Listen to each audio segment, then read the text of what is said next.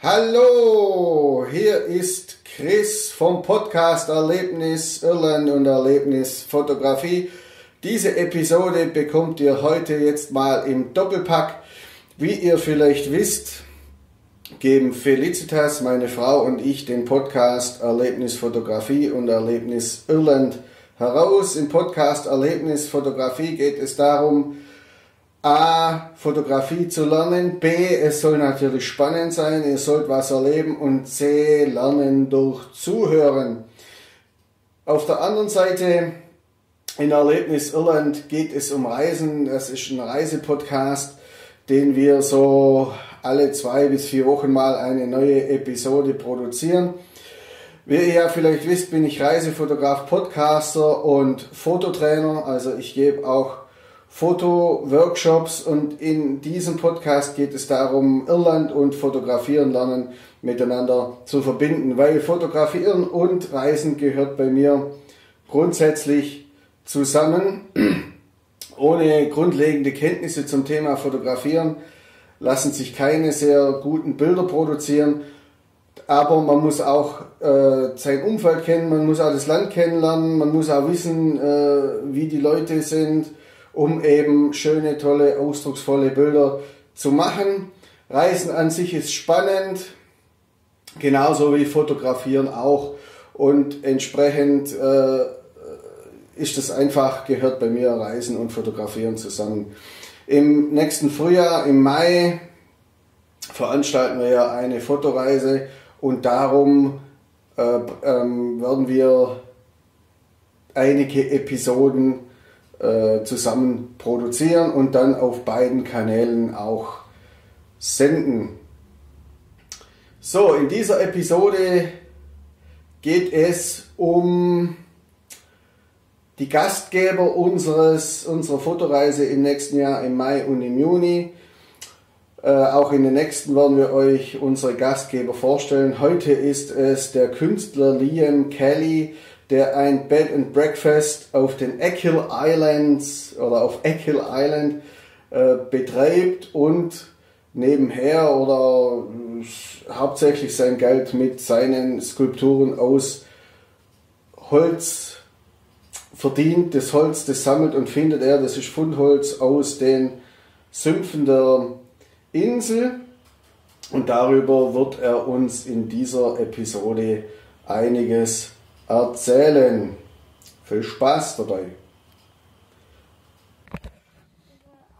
So, wir sind jetzt bei Liam Kelly. Er ist ein Bockwood Sculptor, der sich mit Holz aus dem Moor befasst und er macht es schon mehrere Jahre, war eigentlich hauptsächlich Hotelier und ist dann doch wieder hier bei den Achills gelandet. Aber das wird er euch jetzt sicher gleich nochmal erzählen. I switch to English now. So we are here with Liam and he wants to introduce himself and what he does. Yeah, my name is Liam Kelly. I'm a bogwood sculptor. I'm termed loosely as what they call a direct carver. Basically what I do is I find a piece of bogwood, I can see a shape in it and I work to that shape rather than forcing something out of the bogwood. That's really how it starts off, you know. Starting to do this, it was purely by accident, or it was a hobby, and it has turned into a business without me trying too much. You became quite successful, didn't you? Yeah,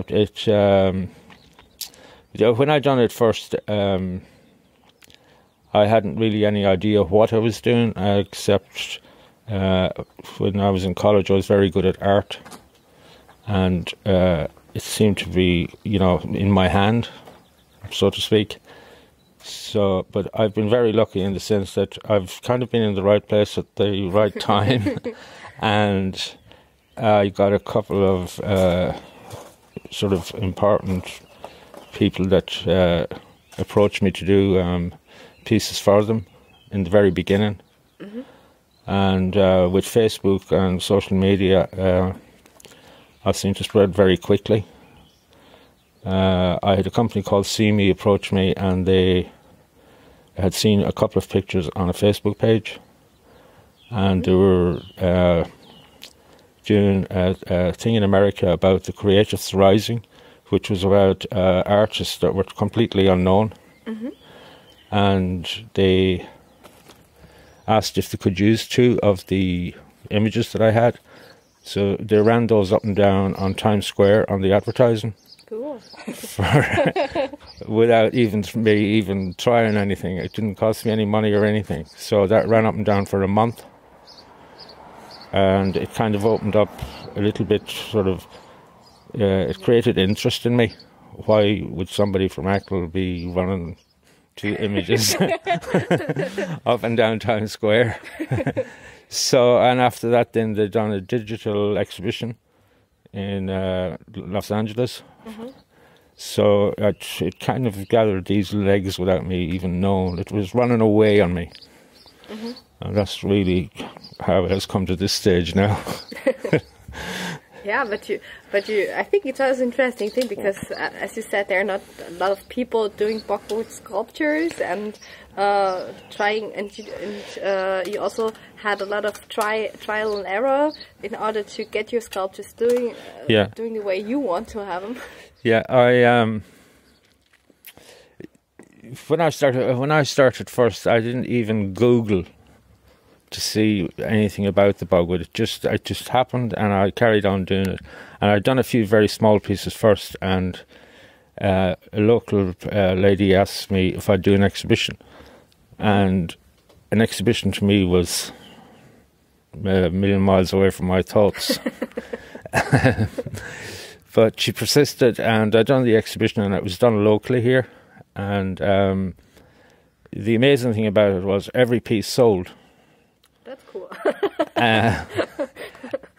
But sold. It was very cheap because I was doing very small pieces. But it sold all to local people, and I kind of thought, well, there must be some kind of movement in that. You know, if the local people are going to buy this. So I persisted and carried on. And the next big movement that I had out of it was I happened to be watching television one night, and there was a bogwood sculptor on it being interviewed, and his name was Michael Casey, and he supposedly was the best bogwood sculptor in the country, and he was in his late 70s. So I decided I'd go and see him. To see if I had any talent whatsoever, or was it just in my imagination. So everybody sort of said to me, he will not even entertain you, you know. You're not trained, you're not, nothing. But I decided to go, and I spent 2 or 3 days with him. I showed him a couple of pieces that I had done and a few photographs. And what I was actually doing was very similar to what he himself was doing. He himself would follow the grain of the wood, and the wood was kind of speaking to him. But he also had a studio where he had people working for him, and they were mass producing. And you could order stuff off from him off a catalogue. But his real art was his imagination and following the wood, letting the wood talk rather than forcing something from the wood, which is what I was trying to do and not really knowing what I was doing. So he actually kind of said to me then, I said to him, do you think I'd ever make any money doing it?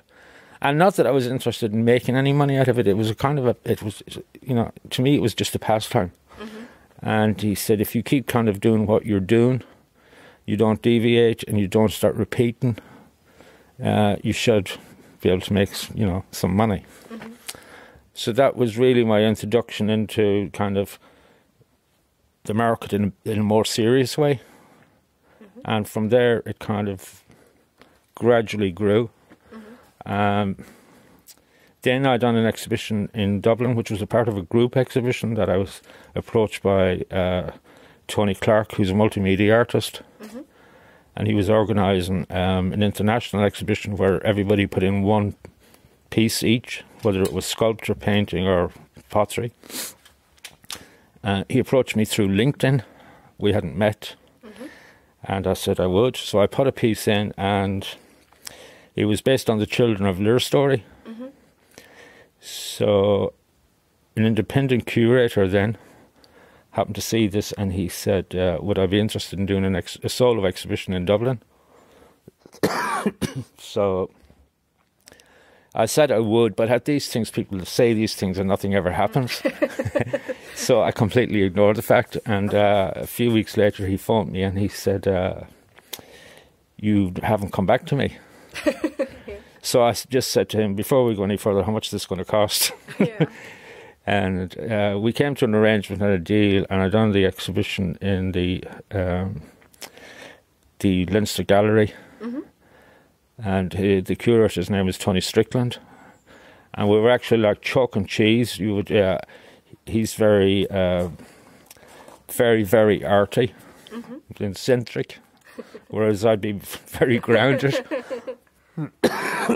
But we seem to strike up this kind of real good relationship.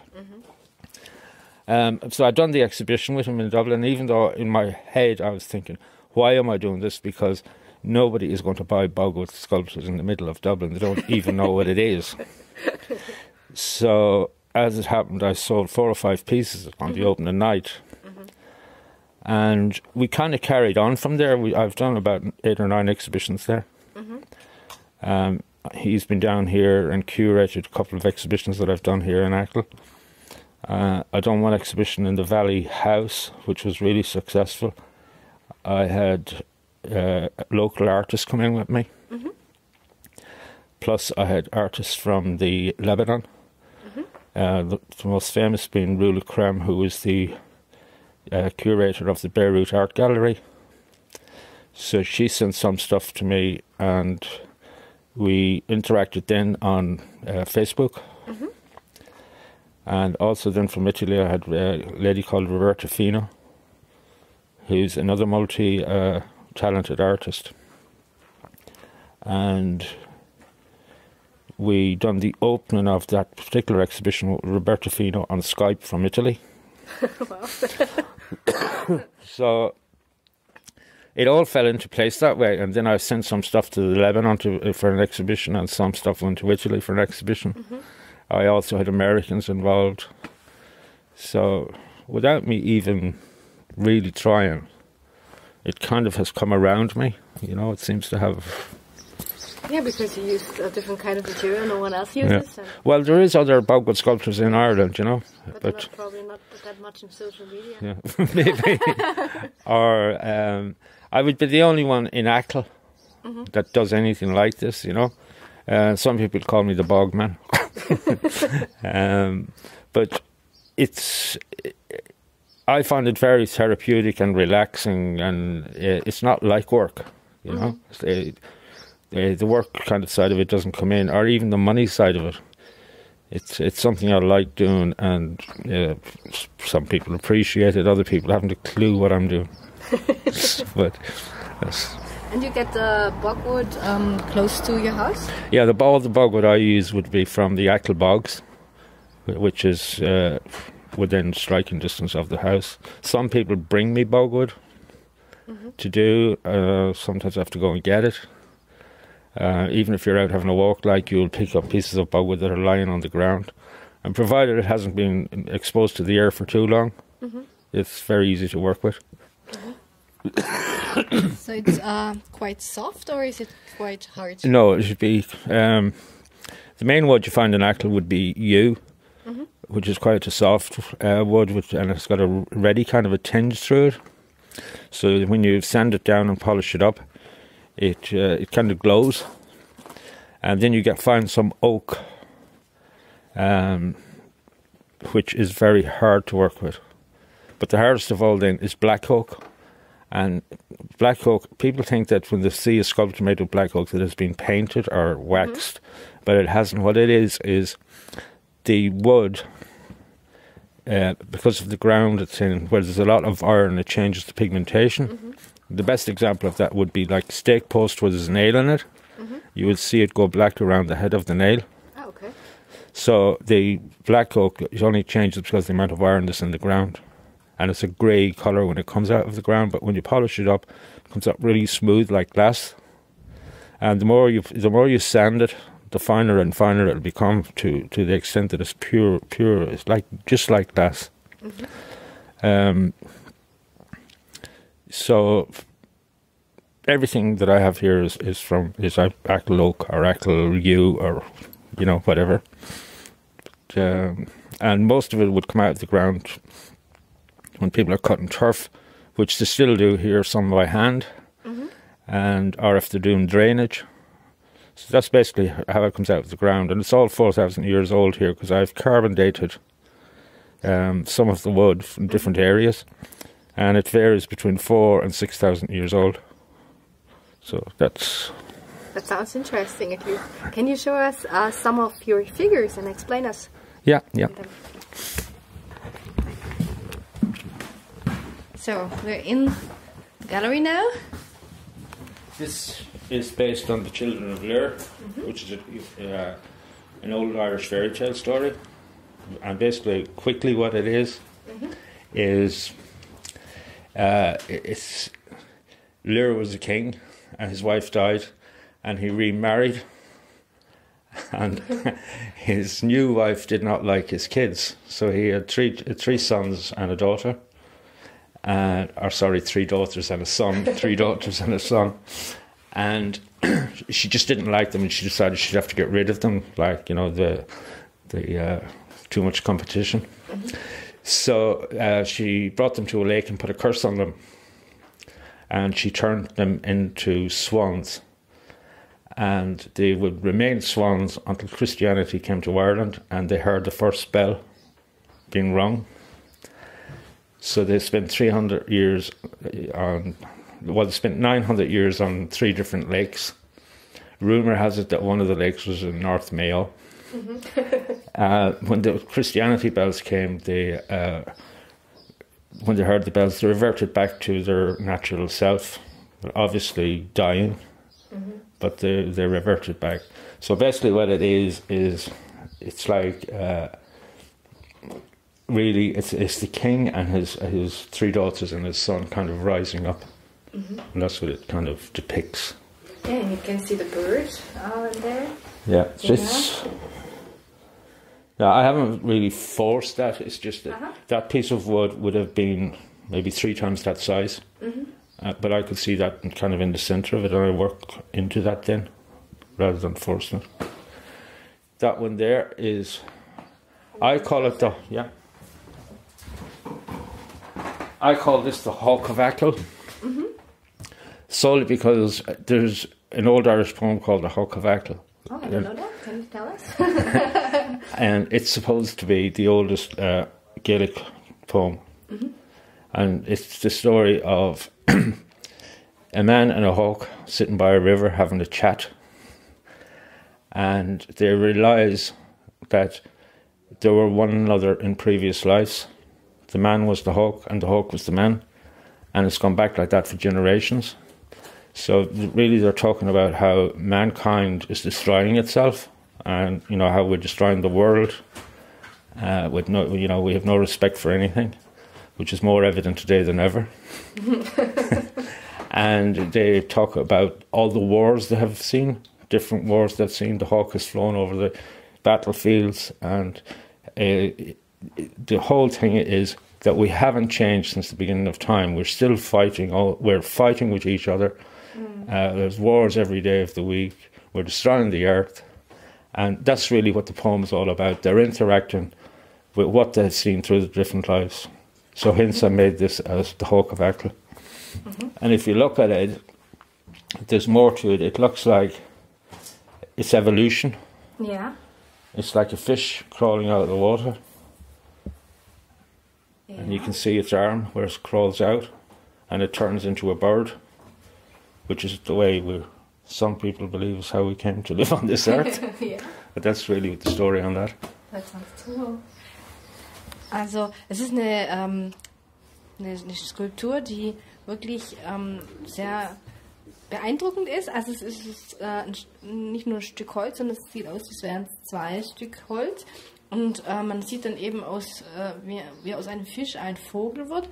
Und man sieht auch diese ganzen Holzmaserungen und es sieht wirklich sehr imposant aus. You find a piece of bogwood that has been, where the bog has been cut by hand rather than machine, because when it's cut by hand, the wood comes out of the ground without being, any breakages on it. Whereas if it's done by machine, it's dried out and it's, this piece is broke off. Because there's an old story, or an old local story, that every piece of bogwood you find, if it hasn't been touched by the machines, that if you look closely enough in it, there's a shape of an animal in every single piece of bogwood that you find. That shape is there, but you have to be able to find it.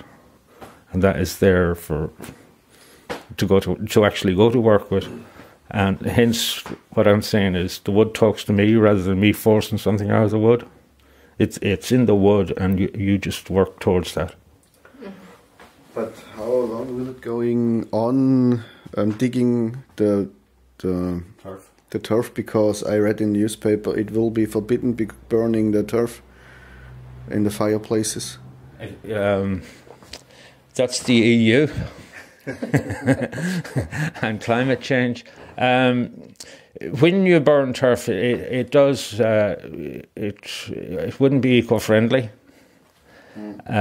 because of the smoke content of it, and But the way it's going to work, from what I know at the moment, is that if you have a bog that's already open, you can carry on cutting turf for the time being, anyway.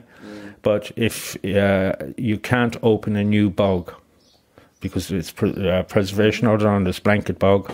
And as far as I know, the only parts in the world where there's blanket bog at the moment are here in Ireland, a little bit in Scotland, and in Belgium, of all places, where there's actually blanket bog. And that's there's a preservation or an order of that, and if you touch that now, you're really in trouble. But there'll always be bogwood because of people doing drainage. And also, even in the winter time, when you look at the bogland itself, where there's frost and there's a piece of bogwood in the ground, the frost won't lay on top of the bogwood. Till we find it. So you can find it if you want to dig it. There's silly things like that. Okay. I've got another question for you. If someone visits the Achilles, where we saw some things before, but maybe you have those secret places you love and you want to share. You mean scenery? Yeah. Well, everybody that comes to Achil now, because of the Wild Atlantic Way, Achil is much more popular than it was. So most people who want to come to Achil have to see Kim Bay. And in the last few weeks in Kim Bay, there's been dolphins and basking sharks swimming around. So it's a big attraction. That is a big attraction at the moment. But Kim Bay is famous really because one of the stories on Kim Bay is that when St. Patrick was on top of Crohan for his 40 days and 40 nights fasting, he looked west and he saw Kim Bay. And he thought, what a wonderful, beautiful place that looks like, Now, he never came to Achil. Some people say he did, but he didn't. But he looked over and he saw Kim Bay and he supposedly blessed it. So nobody has actually drowned in Kim Bay. That's the story. Whether you believe it or not is totally up to you. Well, they have a lifeguard there. There's also, in Kim, there's a mass rock where when they were forbidden to say mass by the English, be careful, when they were forbidden to say mass by the English, they used to say mass outside, and supposedly a priest got shot there, and certain people can see the blood in the stone. I have never seen it personally, but story has it that certain people can see it. One of the things with the mass rock as well was on Slievemore there's a white stone, which is very visible. And when they'd be saying mass in Kim, they used to have people up at the white stone, so that when the soldiers are coming in across the main road into Minnon, on the top of Minnon, or Mom as we call it, they would see them coming and they would cover the white stone, so they'd know in Kim to disperse as the English were coming. So that's kind of the story of Kim. And then you have Captain Boycott, who lived in Currymore House, and he was an English landlord, and he wasn't very good to his tenants, so he was putting rents up and so on and so forth. So they stopped working for him. They wouldn't speak to him, they wouldn't sell him anything in the shop, or they wouldn't just ignore the fact that he even existed. So he had to leave. And he went to Shrule in Mayo, where the same thing happened to him. So the English word at the time was if you sent somebody to Coventry, and from the word boycott came into the English language solely because of that connection with Achil. Okay. To boycott somebody. So that's that little area over there. Then you have the deserted village at the end of Slievemore, which is supposedly the best example of a famine village, and it was later used as a bowlie village, where in the summertime people used to go there with cattle, and they'd stay in those houses, and it's supposed to be the best example. There's all the houses are still really they're there as they were, and it definitely has a feeling of kind of loneliness around it. So most people would go to see the deserted village. And then you have what we call the colony in De Gert. Do you know that? No. Where a man called Nangle came to Achil, and he was a Protestant, and he decided he was going to save the people of Achil.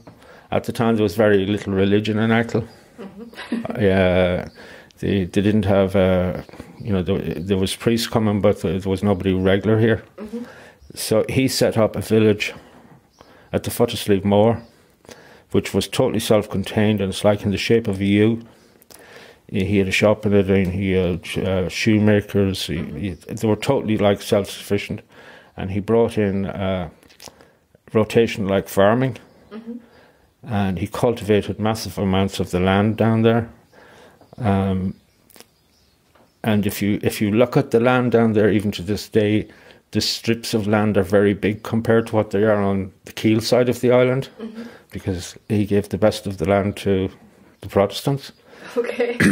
Some people hate the fact that Nangle was here, and he was here in the famine time, and he would have fed some of the Catholics if they changed their religions. Some people changed, and they were, to this day, it's known as taking the soup. So sometimes if you want to upset somebody, you say, well, your family took the soup. But Catholic and Protestant, it's not an issue here in Achil at all. Like, I would know what my next door neighbour's religion was, and he probably wouldn't know mine. But back then, even though some people said he was terrible, he actually was good for Achil, because he did bring this rotation farming in that showed them how to do it. Plus he brought education. Plus he did feed some of the people, even though there's a certain amount of hatred towards him. But the main thing he done was he made the Archbishop from Galway send in the Franciscan monks to combat him, so that they were fighting for people to join Catholics or Protestants. So hence the monastery in Bonacurry was set up. And the first Catholic school was put up there. But Nangle beat them to it. He had the first Protestant school set up just at the foot of Slievemore as well. So in fact the people of Achil have always been fairly well educated. And Achil has kind of a transient population. Not so much now, but when I was growing up, in the summertime, it would mainly be mothers and children that were here, as all the men were away working. But that's gradually changed now. So there's little areas like that in Achil. I find that everything you have in Ireland is in Achil in a condensed area. So if you spend 3 days in Achil, you would have a really good idea what Ireland looks like. Yeah, microcosm. Because we have megalithic tombs as well. We have, you know, anything that's in the country is here. The only thing is Dublin. And they can keep it. Yeah. Okay. And you also do photographs as well. Yeah, I do some. I've really done photograph. When I started doing the Bogwood first, everybody told me I needed a website. Even though my background was hotel and catering, I wouldn't have known how to set up a website. But I persisted and I set up a website with a little help from a professional. But I found the website wasn't really working. And I wasn't on Facebook or any other social media either. So somebody said to me, you need to open up a Facebook page. Preferably a business Facebook page where you're not interacting about everyday kind of things that go on. So I opened up a Facebook called Achil Bogwood Skulptures, and it worked much better than the web page, but it still wasn't it wasn't getting enough hits. So again, somebody that was much more social media savvy than me said, you need to open up a personal page and do some photographs or something like that to drive people to create an interest in yourself. So I started to take some photographs and set up another page just called Liam Kelly. And that solely was to drive people to the Bogwood page. But it became more popular than the Bogwood page because there were photographs all of Achil. And hence I ended up doing photographs that I wasn't the intention at all. You know, so people started emailing me and asking me would I sell photographs, and I started to sell photographs solely because of demand. It's the same problem. So, but really, the page was set up to help the Bogwood page. And Facebook, to me, a lot of people say Facebook doesn't work, but I find Facebook works for me personally better than the website. So that's how the photograph thing started. And I developed an interest in doing photography, even though I had no training whatsoever in photography. My only training at all in any form of art was in secondary school. What a good teacher. Where I, again, only took art up, as you said, because of the teacher. And it was in the final year. So I'd done 2 years' work in 1 year and I got 90-something%. So that was my only bit of art training. And obviously, because I got such a result out of it, I must have had something. But I never followed it at all. So it's like as if I've gone full circle. I've gone through my work. I've got two chances at living.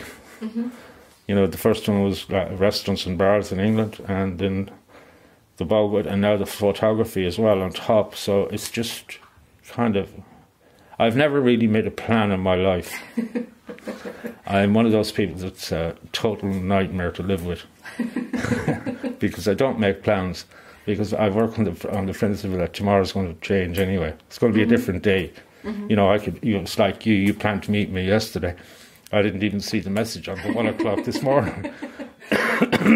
And I was supposed to be doing something else today. Then there's a Sandcastle festival on. I don't know whether you've seen that.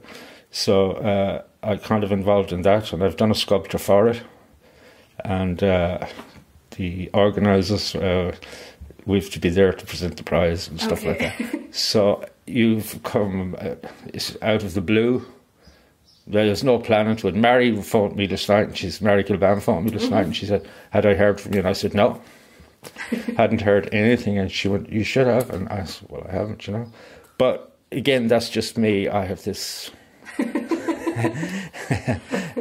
plans do not come into my way of thinking. So all of this just has happened without any planning. Without the only thing I planned was to put up this gallery.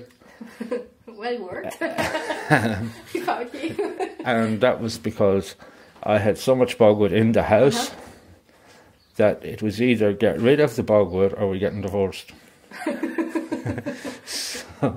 So hence the gallery and the shop next door came into formation. But me and plants just do not happen.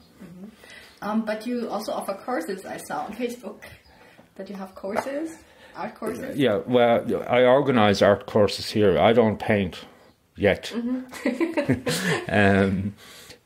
So, and I've done some workshops, you know, with kids coming to do little pieces of bowwood. But that would be, at the moment, that's very minor, you know. I don't promote it too much. But it's fun to do. But it's all fun, yeah, to do anything like that is fun, yeah. So how can people contact you? Well, via Facebook and? They can contact me on Facebook, or they can contact me directly through phone number, or even the website, which I look at now and again. But mainly through Facebook. Facebook is the best way to contact me, or through Achil tourism, or but mainly social media of some form. I'm on LinkedIn as well, and all. I'm on most social medias now. Okay, that's good. Okay, thank you very much for showing us around. Okay. It was a pleasure. Thank you. And you will get some contacted by us when it's online. All right, okay. Thank you. You're welcome. So, das war diese Episode mit Liam Kelly. Nach unserem Interview hat er uns noch ganz viele spannende Geschichten und Legenden von der Insel erzählt. Wenn ihr mehr von ihm erfahren wollt, dann checkt doch einfach ein zu unserem Trip auf die Achills, oder auf, ich sage immer Achills, zu unserem Trip nach Achil Island im Mai 2020. Mehr Infos erhältst du auf unserer Homepage erlebnisirland.eu. Wenn du da keine Zeit hast, es finden im Anschluss an diese Fotoreise gleich noch 2 weitere statt. Eine nach Nordirland zu Colm. Das wird auch eine sehr spannende Episode. Colm war ein Widerstandskämpfer in der IAA, betreibt jetzt auch ein Bed and Breakfast. Und falls es regnet, können wir bei ihm dann auch anstatt fotografieren ein paar Gälisch-Stunden nehmen. Danach geht es dann an den Ring of Baera, das ist dann glaube ich schon eher Anfang Juni. Wie gesagt, die genauen Daten, die findet ihr, die Reisedaten und genau auch die Anmeldung und die Buchung findet ihr auf unserer Website fotoerlebnis.eu. Wenn ihr nicht ganz so weit wollt, bereits im Februar, auch spannend, ist unsere Fotoreise zum Karneval nach Venedig. Eine Woche lang Dauershooting von morgens 6 bis nachts um 12 oder 1, je nachdem wie lange es aushaltet. Also das ist dann eher hier auf dem Kontinent. Mit dem Auto sind es 7 oder 7,5 Stunden bis nach Venedig. Also das geht gerade noch. Das kann man auch mal in einem Tag einfach abarbeiten, wenn man Lust hat. An einem Tag hinfahren, dann Shooting und am nächsten Tag wieder zurück.